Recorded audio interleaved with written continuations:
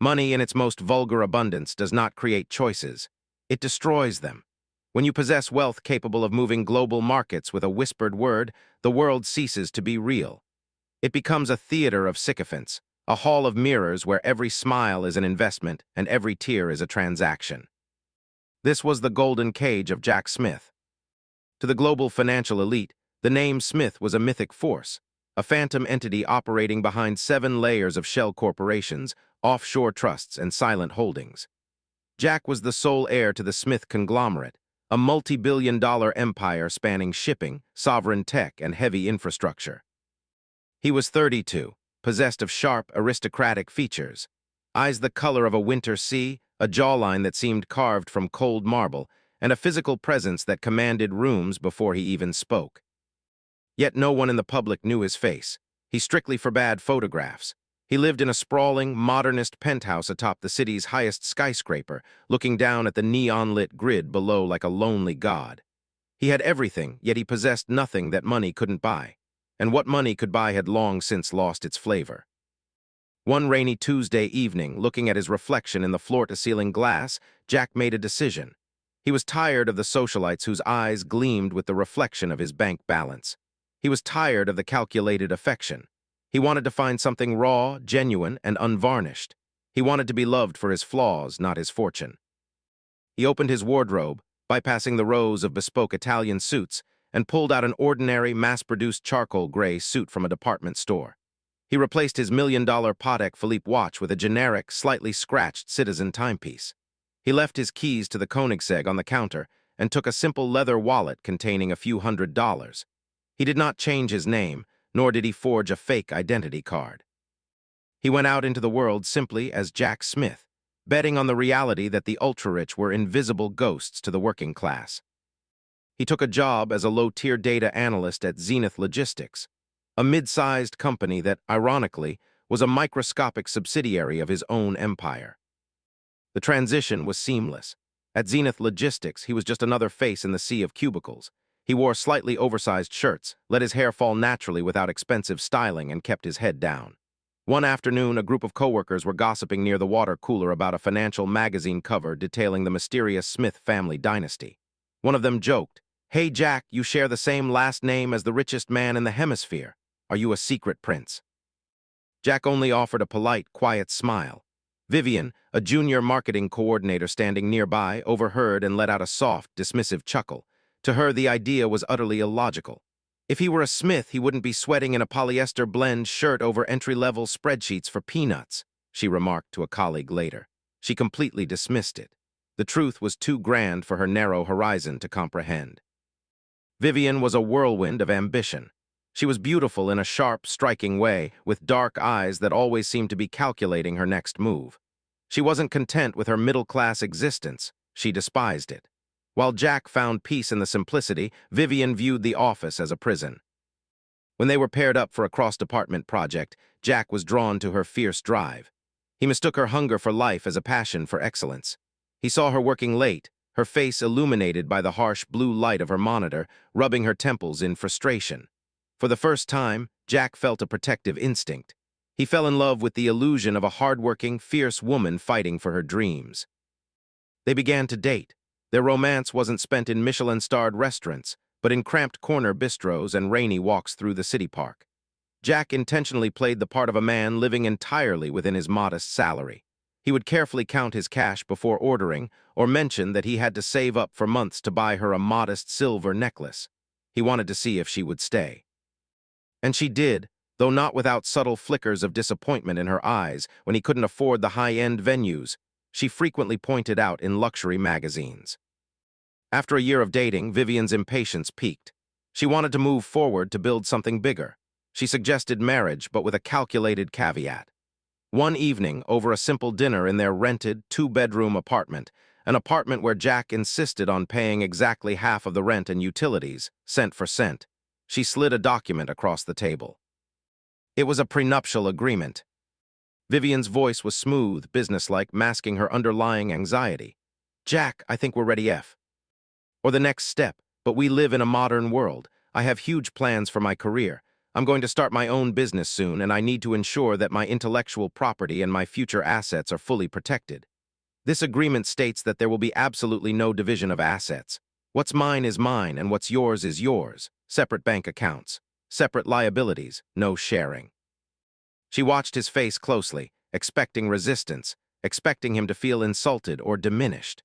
She believed that as a mediocre office worker with zero upward mobility, he would view her as his golden ticket and try to cling to her future wealth.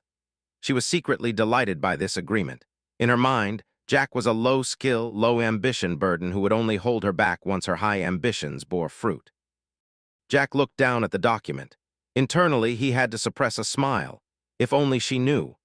This document, designed to protect her modest savings and hypothetical future business, was actually the ultimate shield for his multi-billion-dollar empire. It was exactly what he needed to ensure his experiment remained pure. He looked up, feigning a slight hurt, a brief hesitation. "Are you sure about this, Vivian? Marriage is supposed to be a partnership." "It is a partnership, Jack," she replied quickly, her tone hardening slightly. "But practicalities matter. I don't want financial dependency to cloud our relationship. You understand, right?"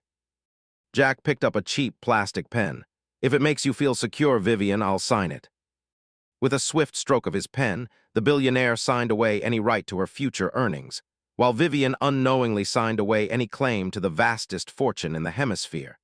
They were married 3 weeks later. Immediately after the wedding, Vivian resigned from Zenith Logistics. She launched Thorn Media, a boutique public relations and brand strategy firm. Her ambition was a raging fire, but the business world is a cold, unyielding ocean, and her initial momentum quickly stalled. She lacked capital, she lacked high-level connections, and her strategies lacked nuance. Every evening, she would return to their apartment, exhausted, irritable, throwing her designer purse onto the worn sofa. She would complain bitterly about arrogant CEOs who refused to take her meetings. Jack would sit at the kitchen island, quietly preparing dinner. He would listen to her rants with absolute patience, never interrupting. Then, while setting down a plate of home-cooked food, he would casually drop a seemingly insignificant comment. "You know, Vivian," he would say, his voice mild and conversational, "I was reading an old logistics report at work today. It mentioned that the CEO of Nova Holdings, Arthur's company, is deeply obsessed with traditional philanthropy. Apparently, he hates flashy modern presentations. He prefers pitches that emphasize long-term community impact over short-term digital metrics. Just an observation from our data entries." Vivian would pause, chewing her food thoughtfully, barely acknowledging his input. Nova Holdings, they're huge, they'd never look at a firm my size. But the seed was planted. The next day, Vivian would restructure her entire pitch for Nova Holdings, stripping away the neon graphics and focusing on corporate social responsibility. To her absolute shock, she would instantly secure the contract. She convinced herself it was her own genius that cracked the code. She did not know that the moment she left the apartment each morning, Jack would step onto his private balcony, pull out a secure, encrypted smartphone, and place a direct call to Arthur, who was a high-level executive operating under the Smith umbrella. "Arthur," Jack would command, his tone completely stripped of the meek office worker persona. "Thorn Media is pitching to your subsidiary tomorrow. Secure her the meeting. Let her present. If her proposal is viable, give her the contract, but do not mention my name." This pattern repeated for a year. Vivian's company began to grow at an astronomical rate, winning impossible contracts from multinational giants. Every breakthrough was preceded by a casual hint from Jack over dinner, a piece of market intelligence, a strategic vulnerability of a competitor, and every breakthrough was silently guaranteed by Jack's shadow network. Vivian was soaring. Her name began to appear in local business journals. Her wardrobe shifted entirely to high-fashion power suits. Her demeanor changed, the hunger turned into arrogance. She ceased to listen to his hints. She began to cut him off mid-sentence. "Jack, please, you work in data entry. You don't understand high finance. Stop giving me your little office tips. It's cute, but we operate in different worlds now." Jack would simply nod, his eyes deep and unreadable. "Of course, Vivian, I'm just glad you're doing well." Maria was Vivian's closest friend from their university days. But where Vivian was calculating and opportunistic, Maria was a soul forged in genuine grit. Maria had also launched her own venture, a boutique tech consulting startup. Unlike Vivian, Maria received no anonymous windfalls, no shadow billionaires clearing her path. She struggled bitterly. She worked 80-hour weeks, faced countless rejections, and grew her business purely on the merit of her own raw skills, sharp intellect, and sleepless dedication. She was developing slowly, but her foundation was solid, built on real substance. Because of her closeness to the couple, Maria was a frequent visitor to their apartment. And because she was truly observant, she saw what Vivian was entirely blind to. Maria saw the quiet grace with which Jack carried himself. She noticed how he never failed to have a warm meal ready for Vivian, how he quietly took care of exactly half of the household liabilities without a single complaint, and how deeply grounded he remained. More than that, Maria's sharp mind caught the sheer brilliance of the casual advice Jack dropped at the dinner table. She recognized that his hints were actually masterful market strategies that even veteran CEOs would pay millions to acquire. Slowly, silently, a secret love took root in Maria's heart. It was a pure, tragic affection.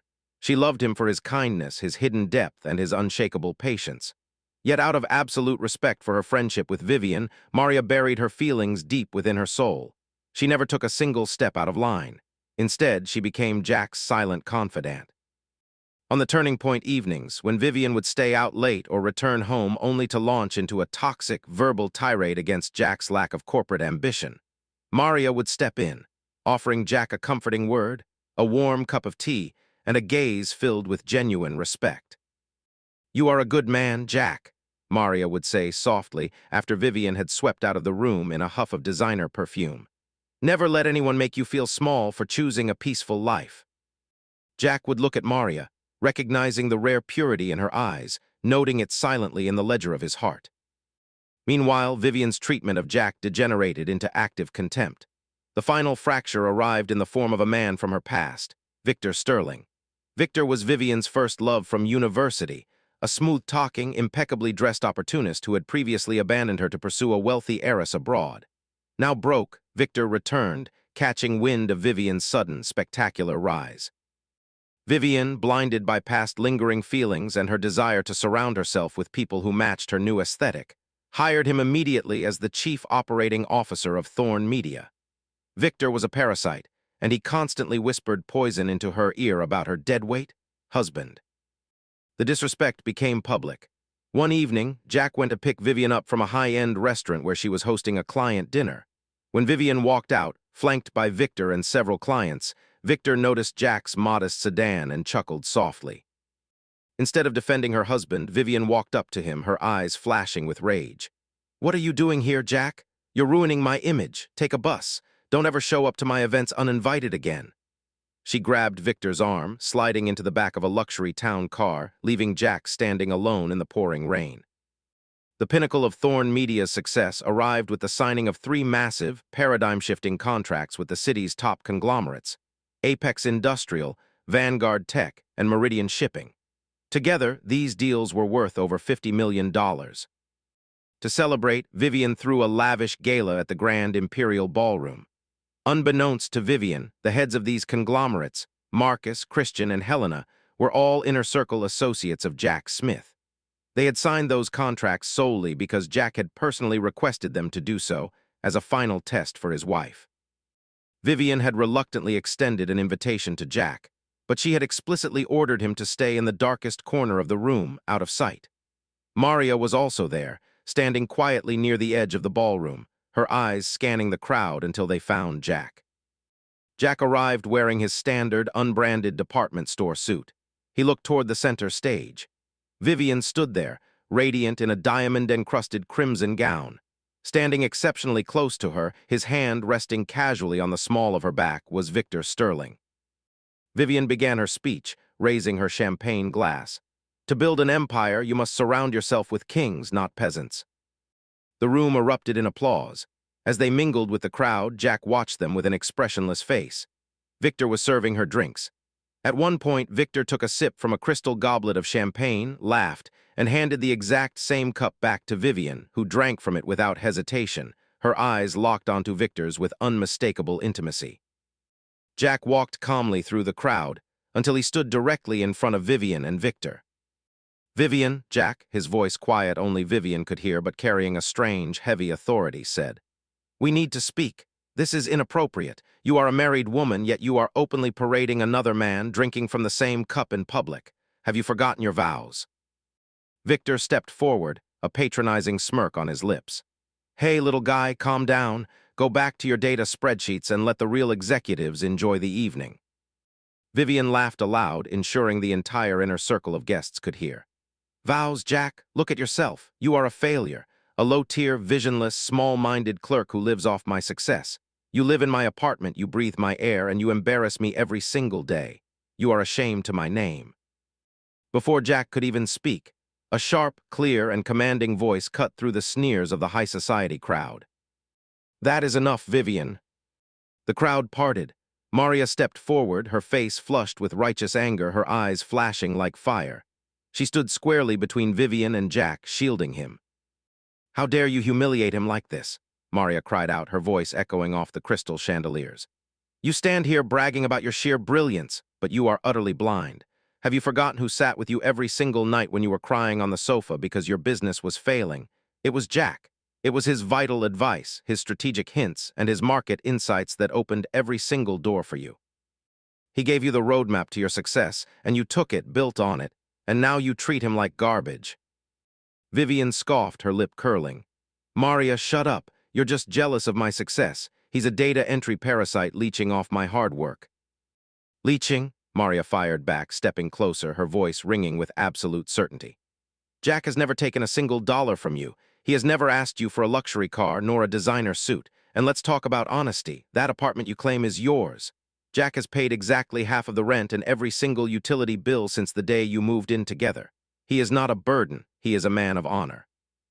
You have become so consumed by your own inflated ego that you can't even see the value of the incredible man standing right beside you." Vivian's face contorted with rage. She snapped her fingers, summoning a waiter who carried a leather folder on a silver tray. "Oh, you love him so much, Maria. You think he's such a prize? Let's see how much honor he has when he's back in the gutter." Vivian snatched the folder and opened it, revealing the divorce papers she had prepared in its Smith. She signed her name with a furious scribble, then slammed the pen down and threw the document violently into the air. It struck Jack's chest and fluttered loosely to the marble floor. "There, it's done. You're divorced, Jack. Get out of my sight, you worthless nobody." Jack did not bend down. He stood perfectly still, his eyes cold. Maria looked at the papers on the floor, then looked Vivian dead in the eye. "Vivian, you are truly blind. You have just thrown away the greatest blessing of your life. You are completely blind to how incredible Jack is as a husband and as a man." Turning away from Vivian entirely, Maria faced Jack. The anger in her eyes softened into a vulnerability that made her look breathtakingly beautiful. Her voice trembled slightly, but her gaze never wavered. "Jack, I have a confession to make. I have loved you for a very long time. I loved you when you were washing the dishes. I loved you when you gave those brilliant advices, and I loved the kindness in your soul. But because Vivian was my friend, I respected her, and I buried my feelings deep inside. I never took a single step. But now she has signed those papers. She has thrown you away. She has set you free. If you would have me, if you would accept me as your partner, I don't care about wealth. We can go hand in hand, and together we will build our future from scratch. I will stand by you through everything." Jack looked at her. The icy coldness in his wintersea eyes began to melt, replaced by a profound, genuine warmth. He offered a quiet, testing question. "Maria, I am just an office worker. Are you certain?" Maria didn't hesitate for a single fraction of a second. She took a step closer, her hand extended. "I am entirely certain. I love you for exactly who you are." Vivian's face turned purple with absolute humiliation and disgust as she witnessed her ex-husband being courted by her former best friend in the middle of her own gala. She erupted, screaming at the top of her lungs, "Disgusting! Both of you get the hell out of my party. I never want to see your pathetic faces ever again, Maria. You deserve each other, two low-class nobodies built for the gutter. Out." In response to Vivian's screaming tirade, Jack didn't utter a single defensive word. Instead, with a slow, agonizingly deliberate elegance, he raised his right hand and gently extended it toward Maria. It was the ultimate silent signal of his absolute acceptance of her as his new wife. Maria's breath hitched, a tear of joy slipping down her cheek as she placed her hand firmly into his. As their hands locked, a shadow fell over the central floor. Marcus, the towering billionaire CEO of Apex Industrial, stepped out from the elite circle of VIP guests. The crowd gasped softly, expecting the powerful mogul to demand security to throw the scene makers out. Instead, Marcus did something that made every jaw in the ballroom drop in absolute, suffocating surprise. Marcus slowly walked over to the space between Jack and Vivian. He didn't look at Vivian. With an expression of profound, unmatched reverence, the multi-billionaire bent down, reached his hand to the cold marble floor, and personally picked up the crumpled divorce agreement that Vivian had thrown at Jack's chest. He straightened his tailored suit, dusted off the document, and held it with both hands like a sacred decree. He turned to Jack, bowing his head in complete, absolute submission. "The car is waiting outside, Mr. Smith," Marcus said, his deep voice cutting through the silent room like a thunderclap. "Your private jet is prepped and cleared for the Geneva conference. The board awaits your arrival." The name bounced off the gilded walls, echoing with terrifying weight. Mr. Smith. Vivian froze, the smug grin wiping clean off her face. Her knees suddenly felt weak. Her breath caught violently in her throat. She looked at Marcus, then at Jack, her voice reduced to a trembling whisper. "Marcus, what? What did you just call him?" Christian, the tech mogul of Vanguard Tech, stepped forward next, his face a mask of cold fury as he looked at Vivian. "You absolute, ungrateful fool. You thought your public relations firm succeeded because of your mediocre talent. Thorn Media survived its first year solely because Mr. Smith ordered us to sustain you. Every major contract you signed, every investor you secured was orchestrated by the Smith conglomerate to see if you were worthy of the family name." Helena, the shipping magnate of Meridian Shipping, joined them, looking at Vivian as if she were an insect. "You threw away the true master of the global market for a bankrupt con man. Effective immediately, Meridian Shipping terminates all contracts with Thorn Media. We will see you in court for contract breach fees." Marcus looked at his assistant, his face carved from ice. "Cancel the Apex account. Inform our legal team to enforce the immediate liquidation of any shared assets with Thorn Media's vendors." Christian turned his back on Vivian. "Vanguard Tech pulls its accounts as well. Blacklist this firm from every digital platform under our infrastructure." Maria turned her face to Jack in amazement. "What is—" "Ah," Jack replied. "I'm Jack Smith, and you are the treasure I was searching for. Do not abandon me." Miriam replied, "I will never leave you in good or hard times." The room watched in absolute horror as the three pillars of Vivian's empire crumbled into dust within 30 seconds. The billionaires turned away from Vivian, ignoring her completely, and fell into a flawless tactical formation behind Jack and Maria, walking in their wake like a royal guard. Vivian's heart dropped into a bottomless abyss. Reality crashed into her brain like a physical blow. Jack wasn't a burden. He wasn't a low-skill clerk. He was the king of the financial world, the very man who had secretly given her everything she owned. And she had just thrown him right into the arms of Maria, who would now inherit the empire meant for her. "Jack, no, wait!"